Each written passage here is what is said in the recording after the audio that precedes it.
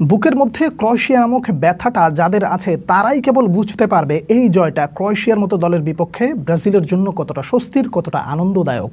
সত্যি কথা বলতে নেইমারের ওই কান্নাটা আজও ভুলতে পারেনি, যেই কান্নাটা নেইমারকে অসহায় লাগছিল, যেই কান্নাটা নেইমারের মতন একটা গ্রেট ফুটবলারকে কাঁদতে বাধ্য করেছিল। সেই ব্যথাগুলো ভুলে গিয়ে ক্রোয়েশিয়ার বিপক্ষে ব্রাজিল যখন মাঠে নামবে তখন একটাই শুধু চিন্তা ছিল, নেইমারের কান্নাটা কি ফেরত দেওয়া যাবে? হয়তো বিশ্বকাপের ওই ম্যাচটা আর ফিরে আসবে না, কিন্তু ব্রাজিলকে নিজেদের অস্তিত্ব টিকিয়ে রাখার জন্য যেই ধরনের ফুটবল খেলতে হতো সেই একটা পরীক্ষা বিশ্বকাপের আগে দেওয়া দরকার ছিল। এবং বড় দলের বিপক্ষে ব্রাজিল যে আসলে হারিয়ে যায়নি বা ব্রাজিল যে আসলে ফিরে আসার প্রত্যয় নিয়ে গুছিয়ে ফুটবল খেলছে সেটার একটা বার্তা দেওয়া দরকার ছিল। নেইমার জুনিয়র, এই ম্যাচটা আপনাকে উপহার দেওয়ার মতোই এইরকম একটা ফুটবল ম্যাচ ব্রাজিল উপহার দিয়েছে ভক্তদের। এজন্য বলা যায় যে কার্লো আনচেলত্তি, আপনাকে অসংখ্য ধন্যবাদ। এই ম্যাচটাকে আপনি যেই দৃষ্টিকোণ থেকেই আপনি বর্ণনা করবেন সেই দৃষ্টিকোণ থেকে আপনার কাছে একটা আত্মতৃপ্তি মনে হবে। শুরু থেকে শুরু করি। প্রথম হাফটা ব্রাজিলিয়ান প্লেয়ারদের মধ্যে কী ছিল জানেন? ক্ষুধা। আমাকে জিততে হবে, আমাকে গোল করতে হবে, একই সাথে আমার দলকে রক্ষা করতে হবে। তার মানে যখন প্রয়োজন হয়েছে তখনই আমরা অ্যাটাকে গিয়েছি, যখন আমাদের প্রয়োজন হয়েছে মিডফিল্ডে থেকেছি, যখন প্রয়োজন হয়েছে নিচে নেমে খেলেছি। এইটা ছিল প্রথম হাফের। কিন্তু একটা জিনিসই শেষ পর্যন্ত অভাব ছিল, সেটা হলো গোলের। প্রতিপক্ষের একজন গোলকিপার যখন একেবারে দেয়াল হয়ে দাঁড়িয়ে যায় তখন আসলে কিছু করার থাকে না। প্রথম হাফে 3টা গোল হওয়ার কথা ছিল প্রথম হাফে। সেই 3টা গোলের জায়গায় যখন একটা গোল এসেছে স্বস্তি এবং কাউন্টারে, তখনই বুঝে নিতে হচ্ছে যে রিয়াল মাদ্রিদের তারকা খেলোয়াড় ভিনিসিয়াস জুনিয়র ওই যে একটা স্পিডি অ্যাটাক যেটা দিয়েছেন এবং ওই জায়গার থেকে দানিলো যে গোলটা করেছেন, এই গোলটা শুধুমাত্র তিনি দলকে আগায় নেন নাই, তিনি বিশ্বকাপে নিজের জায়গাটা এক প্রকার পাকাপোক্ত করেছেন। ম্যাথিউস কুনহার ওই পাসটাকে আপনি কিভাবে বর্ণনা করবেন? যেন আপনি ভিডিও গেম খেলছিলেন, আপনার চোখের সামনে এমন একটা কিছু রয়েছে যে ওই একটা পাস যদি 100% নিখুঁত না হয় তাহলে আপনি বোধহয় ম্যাচ থেকে ছিটকে যাবেন। যেমন ছিল পাস তেমন ছিল রান, তেমন ছিল মানে কি বলে গোলটা যে করলো দানিলো, সেই গোলের অ্যাসিস্টটা, মানে প্রত্যেকটা জিনিস ছিল একেবারে চোখের শান্তি। এরপরে আপনি যখন সেকেন্ড হাফের খেলাটা দেখতে আসবেন তখন আপনার কাছে বোরিং লেগেছে, নিঃসন্দেহে, এতে কোনো সন্দেহ নাই। তার কারণ ব্রাজিল নিজেদের অর্থ থেকে বল সারভাইভ করছিল বারবার। মার্কুইনহোসকে ধন্যবাদ দিতে হয়, প্রত্যেকটা জায়গায় তিনি ছিলেন একেবারে দ্য ওয়ান ম্যান আর্মি। এই দলটাকে রক্ষা করার জন্য বা ক্রোয়েশিয়ার বিপক্ষে তিনি যা করে দেখিয়েছেন সেটা আসলে দুর্দান্ত। আপনি হয়তোবা গোলের আনন্দে মেতে আছেন, জয় হয়েছে এই জন্য আপনি হয়তোবা এই মুহূর্তে অনেক কিছু আপনার চোখের সামনে থেকে আড়াল হয়ে যাবে, কিন্তু মার্কুইনহোস এই ম্যাচে যেটা করেছে সেটা আসলেই দৃষ্টিনন্দন বললেও ভুল হবে। কার্লো আনচেলত্তি তাকে পেয়ে নিশ্চয়ই একটা স্বস্তির নিঃশ্বাস ফেলবেন।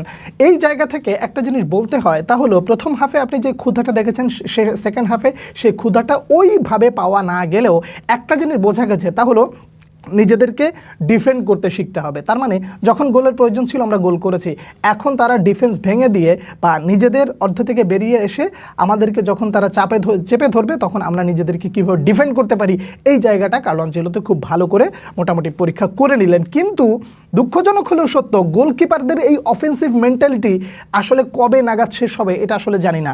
আপনি ফ্রান্সের বিপক্ষে এডারসনের কথা বলেন যে গোলগুলো হয়েছে, এডারসন ওইরকম অ্যাগ্রেসিভ চিন্তাভাবনা না করলে কি আসলে এই গোলগুলো হতো কিনা, এটা একটা প্রশ্ন।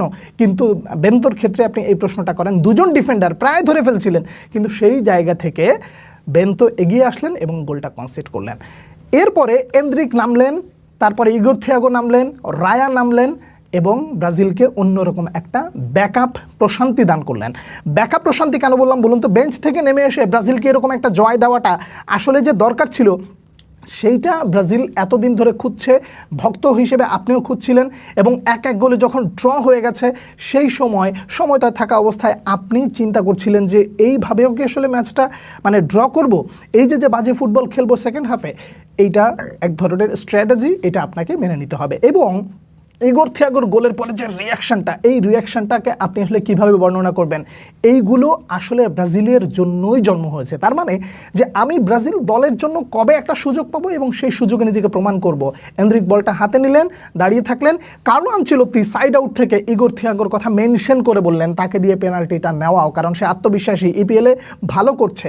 সেই জায়গায় কার্লো আনচেলত্তির আস্থার প্রতিদান দিলেন। এবং সর্বশেষ গোলটাকে আপনি কিভাবে বর্ণনা করবেন? আমি জাস্ট স্পিচলেস। কেন? এন্দ্রিকের ওইরকম সুপার রান এই রানগুলো কাজে লাগানোর পর যখন একটা পাস দেওয়া হলো ওই জায়গা থেকে গোল হওয়ার সম্ভাবনা একটু কমই ছিল, কিন্তু মার্টিনেলি যে ফিনিশটা দিলেন, what a finish, what a player he is. English premier লিগে মার্টিনেলির এরকম দুর্দান্ত ফিনিশিংয়ে যখন তিনি দলকে এগিয়ে নিতেন তখন আপনারা হয়তোবা আফসোস করতেন, ইস এই খেলাগুলো ব্রাজিলে কোথায়, এই খেলাগুলো ব্রাজিলে কেন দেয় না। অবশেষে মার্টিনেলি নিজের নামের প্রতি শুধু সুবিচারই করেননি, একটা গোল দিয়ে একটা জায়গা পাকাপোক্ত করে রাখলেন যে ভিনিসিয়াস এবং মার্টিনেলি এই দুজন একসাথে না হয়ে একজন একজনের ব্যাকআপ হিসেবে বিশ্বকাপে ভালো কিছু দেখাতে যাচ্ছে। এই ম্যাচে প্রাপ্তির আলাপ অনেক। প্রাপ্তির আলাপের জায়গা হলো ফ্রান্সের সাথে আপনি যেই রকম এলোমেলো ফুটবল খেলেছেন, আপনি ক্রোয়েশিয়ার বিপক্ষে ততটা গোছালো ফুটবল খেলেছেন। যখন প্রয়োজন ছিল অ্যাটাকিং ফুটবল খেলেছেন, যখন প্রয়োজন ছিল নিজেদের ডিফেন্ড করেছেন, যখন প্রয়োজন ছিল নিজেদেরকে গুছিয়ে আবার কাউন্টার অ্যাটাকে যাওয়া, একই সাথে জয়টা নিশ্চিত করা, সেটাও করেছেন। যদি আপনি অপ্রাপ্তির জায়গা বলেন তাহলে খুব কম আছে অপ্রাপ্তির জায়গা, কিন্তু দুঃখজনক হলেও সত্য গোলকিপার ওই গোলটা কনসিড না করলে এক প্রকার প্রাপ্তিতে অনেকটাই ভরপুর হতো এই ম্যাচ। আমি যা দেখেছি তাই আপনাদের সামনে তুলে ধরলাম। এই ম্যাচে সবথেকে প্রাপ্তির কোন ব্যক্তি, কার খেলা সবথেকে বেশি ভালো হয়েছে সে বিষয় নিয়ে আপনারা যদি কিছু জানাতে চান অবশ্যই জানাবেন। পরবর্তী ভিডিওতে আবার দেখা হচ্ছে, সে পর্যন্ত অনেক ভালো থাকবেন। আল্লাহ হাফেজ।